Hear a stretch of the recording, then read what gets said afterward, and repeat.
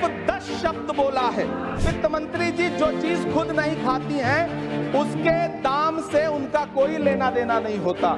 अपनी किसी मजदूर की तरह अपनी दिन भर की दिहाड़ी लेकर के बाजार जाइए और अपने बच्चों के लिए राशन खरीदिए, तब पता चलेगा कि महंगाई कम हो रही है या नहीं हो रही है। जो किसान का नहीं वो हिंदुस्तान का नहीं।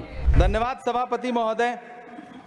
83 मिनट 71 बार थपथपाई गई मेज, 14,417 शब्दों का बजट भाषण और उस बजट में अपने लिए राहत तलाशती मिडिल क्लास की हैरतजदा आंखें।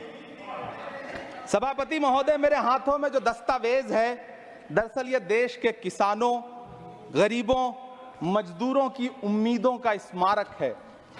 ऐसा लग रहा है जैसे वित्त मंत्री महोदया ने बजट नहीं तैयार किया है बल्कि प्रधानमंत्री जी की मन की बात का संकलन तैयार किया है। टूटा हुआ लश्कर का भरम देख रहे हैं, टूटा हुआ लश्कर का भरम देख रहे हैं और जिल्ले इलाही के करम देख रहे हैं। ताकत का नशा अक्ल पे हावी है तुम्हारी, तुम देख न पाओगे जो हम देख रहे हैं। वित्त मंत्री महोदया ने इस बजट में महंगाई पर सिर्फ 10 शब्द बोला है।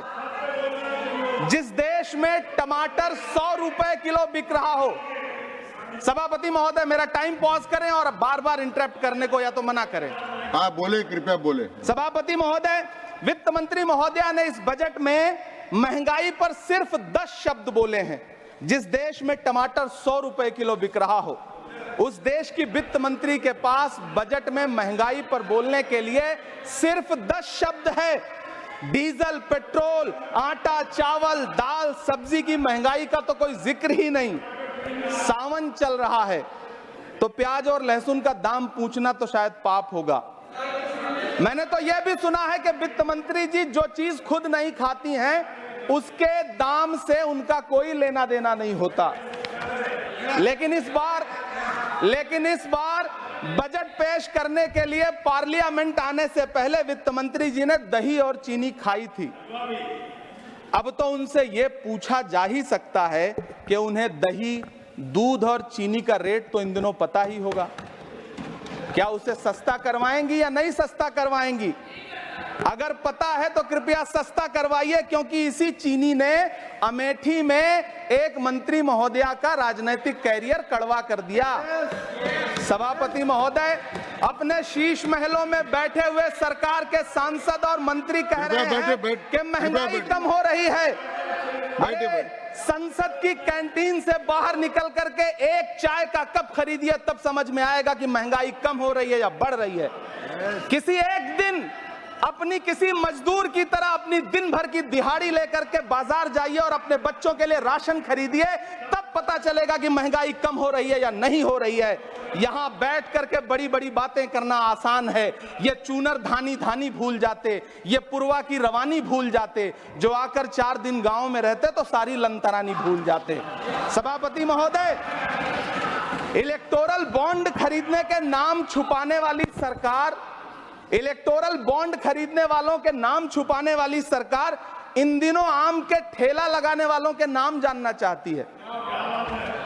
मुझे तो होटलों, ढाबों या आम के ठेलों पर नेम प्लेट लगवाने वालों से पूछना है कि कभी खून की बोतल पर देखा है किसी का नाम लिखा हुआ? मुझे पूछना है कि क्या कोरोना के दौरान अपनी उखड़ती हुई सांसों के लिए ऑक्सीजन तलाशने वाले किसी इंसान ने ऑक्सीजन लाने वाले किसी इंसान से पूछा था कि ऑक्सीजन लाने वाला इंसान हिंदू है? मुझे पूछना है कि लावारिस लाशों के लिए कोरोना में कांधा देने वाले, चिताओं के लिए लकड़ियां सजाने वाले किसी इंसान से पूछा गया था उसका नाम, उसका मजहब?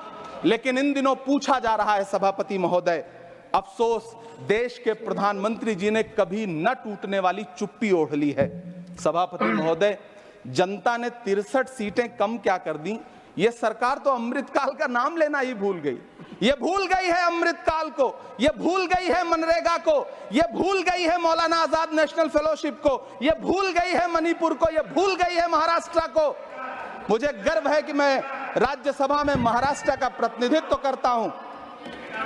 महाराष्ट्र जो देश की आर्थिक राजधानी है, जो टोटल कॉर्पोरेट टैक्स का 40%, इनकम टैक्स का 32% और जीएसटी का 20% इस देश को देता है, उस महाराष्ट्र के लिए इस बजट में एक शब्द नहीं है। आप बैठ जाए। सभापति महोदय, आखिर महाराष्ट्र से किस बात बैठिए, का आपका बदला समय लिया जा है, रहा आप है? कृपया बैठ जाए। महाराष्ट्र बैठ में जाए। लोकसभा कृपया चुनाव बैठे नहीं में बोले। बाबा साहब अम्बेडकर माननीय के सदस्य, संविधान को बचाने के कृपया लिए बैठे नहीं वोट बोले। क्या कर दिया? प्रधानमंत्री जी तो महाराष्ट्र से बदला लेने पर उतर आए। अब तो शायद उन्हें याद भी ना हो, यवतमाल का वो दाभड़ी गांव जहां 20 मार्च 2014 को वो किसानों के साथ चाय पर चर्चा करने गए थे और उनकी किस्मत बदलने के सपने दिखाए थे।